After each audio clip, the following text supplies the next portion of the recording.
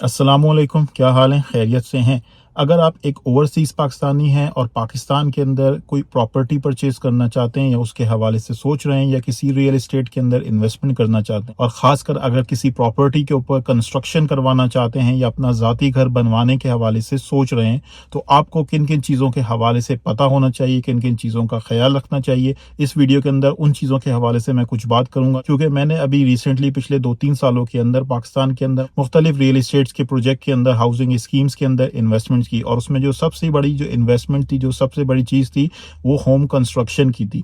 मैंने एक private builder को पाकिस्तान के अंदर होम कंस्ट्रक्शन का प्रोजेक्ट दिया, उसके साथ कॉन्ट्रैक्ट किया। इस प्रोजेक्ट के हवाले से जो चीज़ें इनिशिएट हुई, वो 2023 के अंदर इनिशिएट हुई। इस प्रोजेक्ट को कंप्लीट होना था 2024 के एंड में। 31 दिसंबर 2024 की इसकी एक एक्सपेक्टेड कंप्लीशन की डेडलाइन थी, जिसके ऊपर सारी चीज़ों को कंप्लीट होके मुझे डिलीवर होना था। लेकिन अनफॉर्चुनेटली ये प्रोजेक्ट डिलीवर नहीं हो पाया और 4 महीनों से भी ज़्यादा का टाइम हो चुका है और अभी तक ये प्रोजेक्ट 100% कंप्लीट नहीं हो पाया। इस एक्सपीरियंस के थ्रू जो लेसन्स मैंने लर्न किए हैं, जो चीज़ें मैंने नोटिस की हैं, अगर ये चीज़ें मुझे पहले पता होती तो मैं इन सारी चीज़ों को बेहतर तरीके से एग्जीक्यूट करवा के स्मूथली इन चीज़ों को करवा सकता। लेकिन अनफॉर्चुनेटली ऑब्वियसली ये मेरा भी पहला एक्सपीरियंस था और मुझे भी बहुत सारी चीज़ों के हवाले से नहीं पता था और बहुत सारी चीज़ों के हवाले से मैंने इस पर्टिकुलर बिल्डर के ऊपर ट्रस्ट किया। इनसे बात करने के बाद चीज़ें जो हैं मुझे लगी कि यार स्मूथली हो जाएंगी, प्रॉपरली एग्जीक्यूट होंगी, कोई मसले मसाइल वाली बात नहीं होगी, कोई डिलेज नहीं होंगे। इनकी मैंने यूट्यूब के ऊपर वीडियोस देखी, इनसे बात की और उन सारी चीज़ों के बाद फिर मैंने इनके साथ कॉन्ट्रैक्ट किया।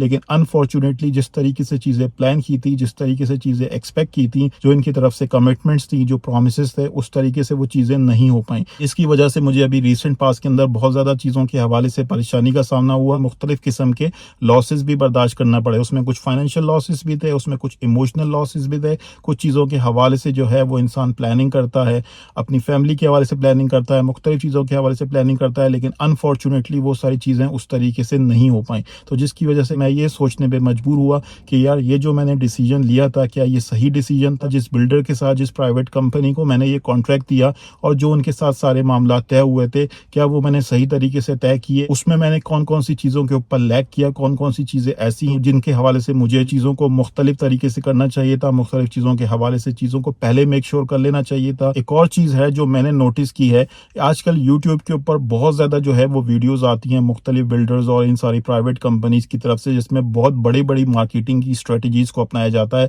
आपकी मर्ज़ी की लोकेशन, आपकी मर्ज़ी का प्लॉट, आपकी मर्ज़ी का डिज़ाइन, इन सारी चीज़ों के हवाले से बहुत ज़्यादा शोर-शराबा किया जाता है और आप घर बैठे जो है वो अपनी कंस्ट्रक्शन करवाएँ, आप हम पे ट्रस्ट कर सकते हैं, हम पे रिलाय कर सकते हैं और आपको जो है वो अच्छी क्वालिटी की सर्विस मिलेगी। ये सारे बुलंद व बाला दावे आपको सुनने को मिल सकते हैं यूट्यूब वीडियोज़ के ऊपर।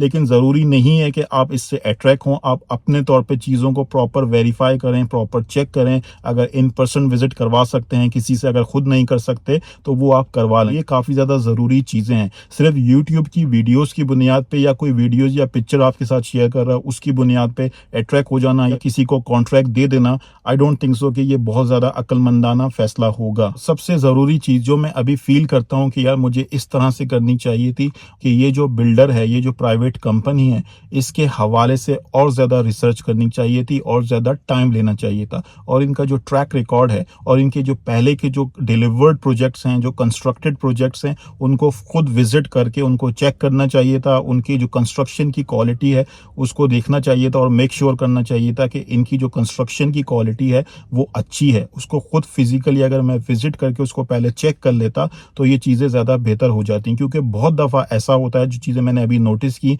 कि वीडियो के ऊपर जो चीज़ें आ रही होती हैं, अगर ये लोग यूट्यूब के ऊपर वीडियो बना के शेयर करते हैं, तो यूट्यूब के ऊपर जो चीज़ें आ रही होती हैं, वीडियो के अंदर जो चीज़ें आ रही होती हैं, वो उस बारीकी से, उस डिटेल से आपको नहीं देखने को मिलती या उस तरीके से आपको नहीं पता चलती, जो इन पर्सन फिज़िकली विज़िट करके आपको देखने को और जानने को मिल सकती हैं। तो अगर आप किसी प्रोजेक्ट के अंदर इन्वेस्टमेंट करने जा रहे हो, किसी को कोई कंस्ट्रक्शन का प्रोजेक्ट देने जा रहे हो, तो उनकी कंस्ट्रक्शन की क्वालिटी क्वालिटी क्या है उसको आप खुद फिजिकली विजिट करें और देखें और मेक श्योर करें और एक पर्टिकुलर कंस्ट्रक्शन क्वालिटी के ऊपर, मटेरियल के ऊपर अग्री करें और उसको लिस्ट डाउन करवाएं कॉन्ट्रैक्ट के अंदर कि इन इन चीज़ों के हवाले से जो है वो आपने मेक श्योर करना है इस तरह का मटेरियल इस्तेमाल हो, इस क्वालिटी का मटेरियल, इस पर्टिकुलर ब्रांड का मटेरियल इस्तेमाल हो। पेमेंट प्लान एग्री करना, पेमेंट प्लान की फ्लेक्सिबिलिटी के ऊपर बात करना, पेमेंट प्लान के माइलस्टोन को तय करना, ये बहुत ज़्यादा ज़रूरी है कि कब पेमेंट रिलीज होगी, कैसे होगी, उसकी क्या टर्म्स एंड कंडीशन होंगी। अगर आप पर्टिकुलर काम वक्त पे मुकम्मल नहीं करते हो तो उसके क्या कॉन्सिक्वेंसेज होंगे। जो तमाम बिल्डर हैं, कॉन्ट्रैक्टर हैं, जो प्राइवेट कंपनीज हैं, जो ओवरसीज पाकिस्तानीज के साथ कॉन्ट्रैक्ट करती हैं, उनसे पैसा लेती हैं, उनसे कमिटमेंट्स करती हैं, उनसे प्रॉमिसेस करती हैं, अल्लाह ताला उनको भी समझ दे, उनको भी एहसास दे कि वो उनका ख्याल करें। एक बंदा बाहर बैठ के आपके ऊपर ट्रस्ट करके आपको करोड़ों रुपए दे रहा है,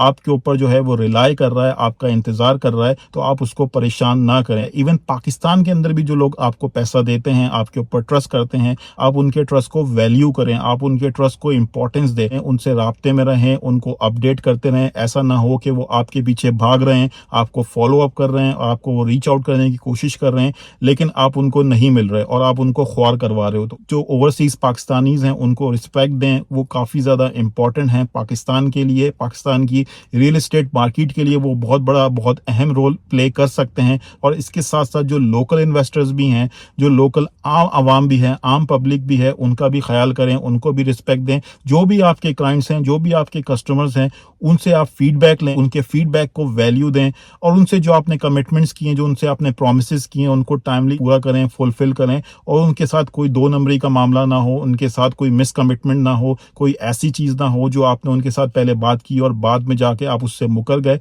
तो ये चीज़ें बहुत ज़्यादा तकलीफदेह होती हैं, खासकर उन लोगों के लिए जो मिडिल क्लास फैमिली से बिलोंग करते हैं। उनको आप ख्वार करवा रहे हो तो फिर आप देख लें कि अल्लाह भी देख रहा होगा और अल्लाह ताला बेहतर इंसाफ करने वाला है, तो आप उसकी पकड़ से भी डरें। तो कुछ एहसास कर लें, कुछ शर्म कर लें भाई। जो लोग भी इस तरह का कोई काम करते हैं, कस्टमर्स के साथ, क्लाइंट्स के साथ मिस कमिटमेंट्स करते हैं, तो लोगों का ख्याल कर लें, उनका एहसास कर लें, कुछ शर्म कर लें, कुछ एहसास कर लें भाई।